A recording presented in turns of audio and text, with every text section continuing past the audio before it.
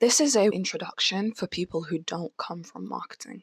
If you're watching this, chances are you've heard the term email marketing many times, but no one has ever really explained what it is in a way that's structured, relevant, or respectful of the unique business that you have built and lead today. So this is not a technical course. It is not about tools, platforms, or tactics. It's about understanding how email makes a difference to your goals, what it actually does for a business, and how to think about it clearly so you can make better decisions whether you ever touch it yourself or not. You don't need any background knowledge, just listen. Chapter 1. Why and how do so many businesses repeatedly and quietly leak so much revenue day in, day out? Now, you've probably heard the statistic that 4 out of 5 businesses fail in the first year. What you might not know is that they don't exactly fail dramatically. They don't collapse overnight. They don't make one catastrophic mistake. What happens is actually something much quieter.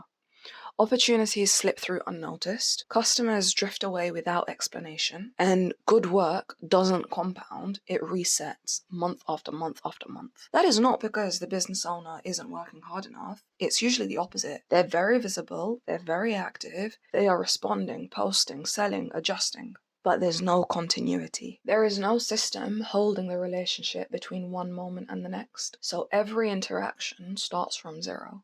Email marketing exists because smart businesses realized something important. If you don't intentionally hold a relationship, it will dissolve. Not out of malice, but out of forgetfulness. Because people don't wake up thinking about your business. They've got other things to deal with in their life. But the communication channel that we call email is, at its best, simply a way to stay present and relevant without being intrusive. You are consistently and reliably sharing value, whether that's education or humor, to your audience, and it means that as soon as they have a need for something that you solve, they come to you first.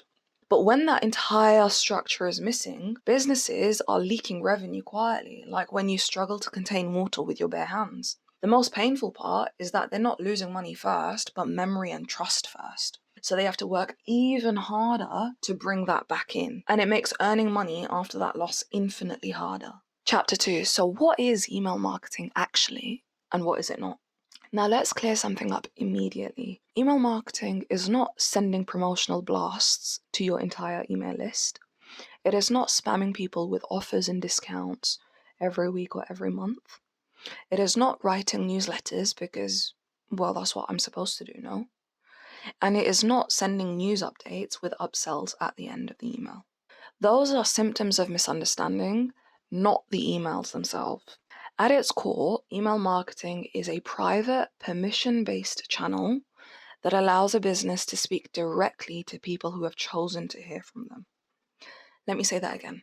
It is a private, permission-based channel that allows a business to speak directly to people who have chosen to hear from them. It's private, it's consensual, it's a two-way conversation. You're not doing broadcasts here.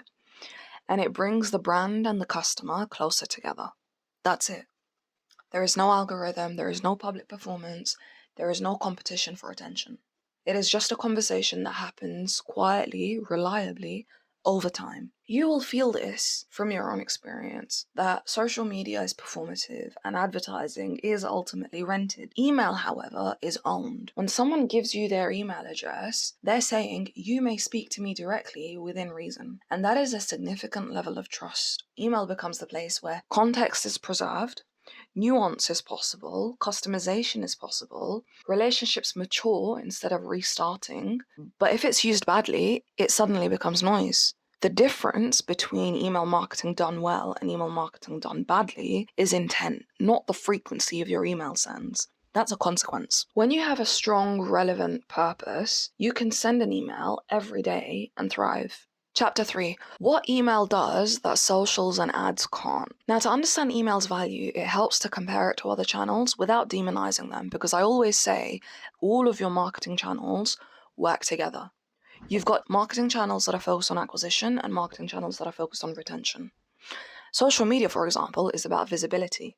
Advertising is about interruption. Email is about continuity. Now you can see here very clearly how social media and advertising are top of funnel. They serve for brand awareness and acquisition. Email supports acquisition and it thrives under retention mechanisms. Social posts will disappear very quickly. Ads stop the moment you stop paying. Meanwhile, email accumulates. It remembers who someone is, what they've seen, what they care about, where they are in their relationship with you. Think of it like this. Social media is meeting someone at a business party. Email is being invited into their living room. Completely different context, completely different responsibility. And that is why email often outperforms other channels quietly. Not because it's louder, but because it's persistent. It allows a business to follow up without chasing, to educate without overwhelming, and to sell without pressure. All of that, not by doing more, but by doing less, more intentionally. Chapter 4, the 3 most common ways businesses misuse email. Now, they're not misusing email because they do it wrong. Let's clear that up. They're misusing it because they misunderstand its role. Here are 3 common issues. The first is sending without intent. They panic and they think that they need to send something because they haven't done it in a long while, or they go out to everyone because they think that that's what they're supposed to do. So they're not sending emails or communications because there's something worth saying. They're doing it from a fear perspective. That then trains people to ignore you because they realize you're not sending them anything relevant. The second issue is when they're automating without understanding. They're setting up tools before clarity exists, and that means that they set up the wrong stuff or they set up incomplete stuff, like confusing an abandoned cart flow with an abandoned checkout flow. Now, if you're in e-commerce, there are stages in your customer's journey where they will be active on site but not complete with the purchase. And there are 3 different levels that they can go through as part of their journey with you. The first is they look at a product. When someone looks at a product, if they're willing to buy, they will then add that product to their cart, right?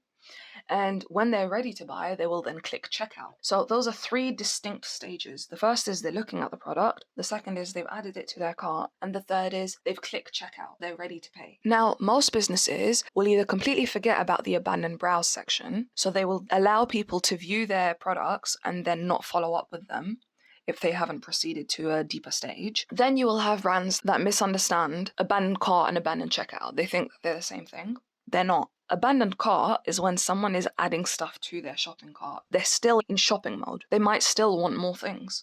When they click checkout, that's because they've gone to the till and they're about to pay. But if they abandon at that stage, they might have gotten distracted. So brands that are setting up automations without understanding these distinctions will set it up for the wrong motives, which means that they'll end up sending the wrong messages to people. And if they really don't understand what their customers are buying their products for, then they will immediately default to giving them a discount. That means that you're training your customers to churn. But if they've just forgotten about proceeding with checkout, they don't need a discount. They're ready to buy. They just needed a reminder to go through with it. You only give the discount when you've gone through other objections and they still haven't converted. And even then, you want to make sure that the discount you're doing has business sense.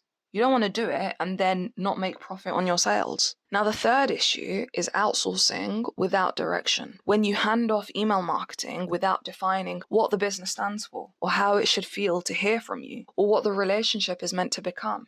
Email amplifies everything that the business already has in place. So if you've got a poor product, email is going to amplify that. If you've got a poor message, email is going to amplify that. If you've got a great product market fit and you've got an excellent message and brand vision, your emails will amplify that tenfold. It reflects the inner coherence of a business or the lack thereof. And if it's missing, this channel will expose it brutally. Chapter 5. Now, what matters first if you ever do decide to use email properly? If you take nothing else from this 5-part series, take this. Good email marketing is not technical, it's relational. It is a relationship channel. Before tools, before platforms, before tactics, 3 things matter. First is who you're speaking to. It cannot be everyone. It is not customers. It is actual people in specific moments. You need to acknowledge that because the message that you're sending them depends heavily on what moment they're in. Second, why you're even speaking. Every email should earn its place. If there is no reason for that email, do not send it. The best framework that I use is asking myself 3 questions. 1, what do I want from this thing? 2, what does my customer or my audience want from this thing, this message? 3, how can I bridge those two things together? Do that with every single email and it will earn its place. It will have purpose and it will convert or otherwise engage in a way that is meaningful for you. 3, how it feels to receive this email. Does it feel calm or does it feel rushed? Does the audience feel respected or does it feel transactional? Does the copy feel human or does it feel performative?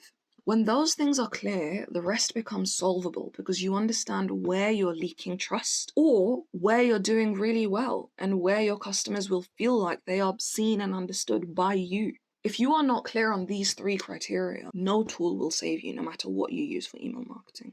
Now, at this point, you don't need to do email marketing, you just need to see it clearly, and that alone puts you ahead of most businesses. Hopefully, at this stage, you realize that email marketing isn't about sending more messages randomly to people or from a place of fear. It's about holding the attention that they've already chosen to give you with care and meaning. Now you know what it actually is and what to look for, whether you build it yourself or ask someone else to help. Clarity is the real advantage. Now that you have it, you can move forward with confidence.